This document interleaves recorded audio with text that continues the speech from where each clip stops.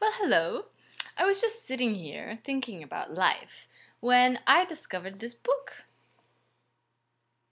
It's called Taming Your Gremlin, a surprisingly simple method for getting out of your own way. So I've decided to read it, and I think it's very funny, so if you'd like to listen, then listen away. The essentials. You and I. There you are in the midst of your unique configuration of props and players, drawing in these words through your eyes, and here I am, way over here in another time and place, doing my best to be in communion with you. Here we sit, you and I, wrapped up in our bodies, smashing to smithereens the boundaries of time and space. But we are not our bodies. We are not. Our bodies are constantly changing masses of matter. As a matter of fact, if you're over 30 as we speak, your ears are getting bigger, your nose getting longer, and the distance shrinking from the bottom of your feet to the top of your head. Frightening, but so. Bodies change. My body has done so dramatically. A lean 165 pounds now, I used to weigh, and this is the astonishing truth, 7 pounds 8 ounces. We are not our bodies. And we are not our personalities. Personalities are just a network of behaviors that emerge from a matrix of beliefs we hold about who we are. And we're not our beliefs. Beliefs, are even the noblest of them, are just opinions that we develop loyalty to, so that we can pretend that the world has at least a modicum of predictability. A modicum of so that we can pretend that the world has at least a modicum of predictability. Doing so helps us feel safe.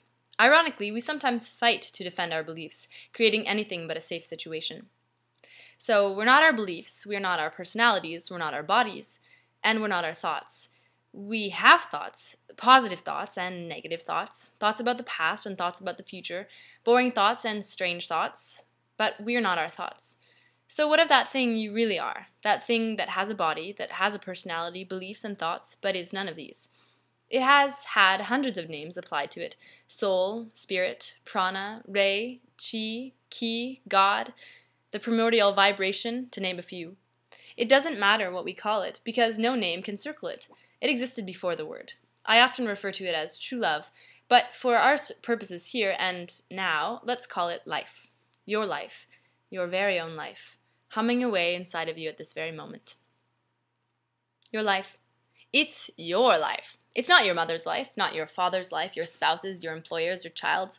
It's your life, your very own life. A gift to you given directly from the creator of this whole shebang. It's the greatest gift you will ever receive, and you already have it.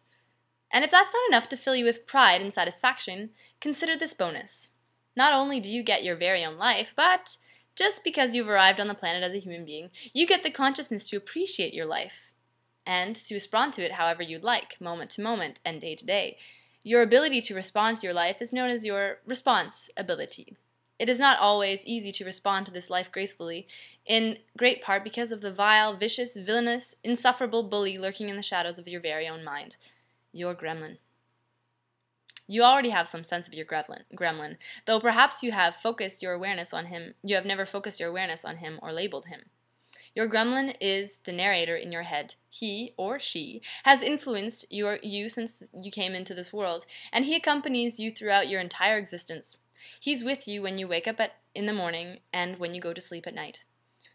He tells you who and how you are, and he defines and interprets your every experience. He wants you to accept his interpretations as reality, and his goal from moment to moment, day to day, is to squelch the natural, vibrant you within. I'm not sure of the factors that contributed to the makeup of your particular gremlin. I am sure, however, that he uses some of your past experiences to hypnotize you into forming and living your life in accordance with self-limiting and sometimes frightening generalizations about you and what existence holds for you. Your gremlin wants you to feel bad. And he carries out this loathsome pursuit via some sophisticated maneuvers which we will discuss later. And by convincing you to waste time and reliving the past, worrying about the future, and analyzing the relationships between all sorts of people and things. Your gremlin wants you to believe that he has your best interest at heart, and that his primary purpose is to serve and protect you.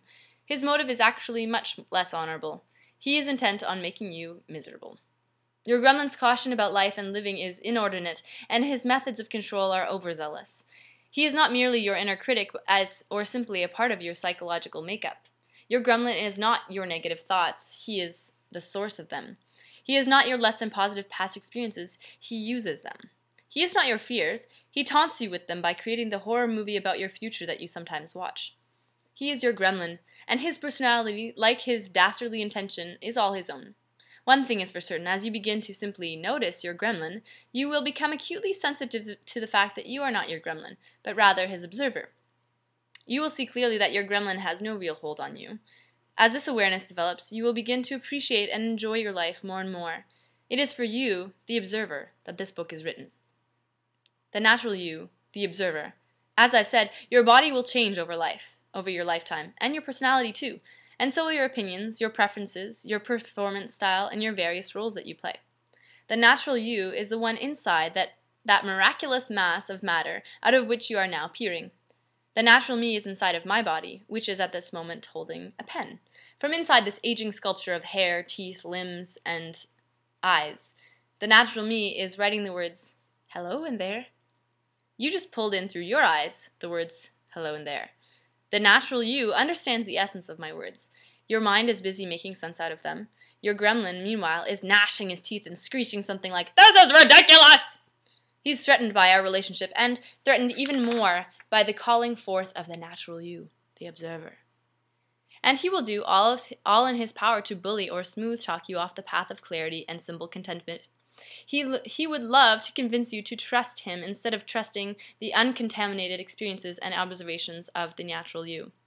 Your gremlin knows that way back when you were pretty unsophisticated, funny-looking little rookie in this game of life, the natural you learned complex tasks such as walking and talking, and did so without an iota of knowledge about physics or kinesiology.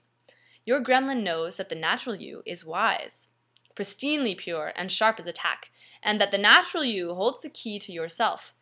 Your gremlin will try to get you to dissect and analyze the meaning of these words.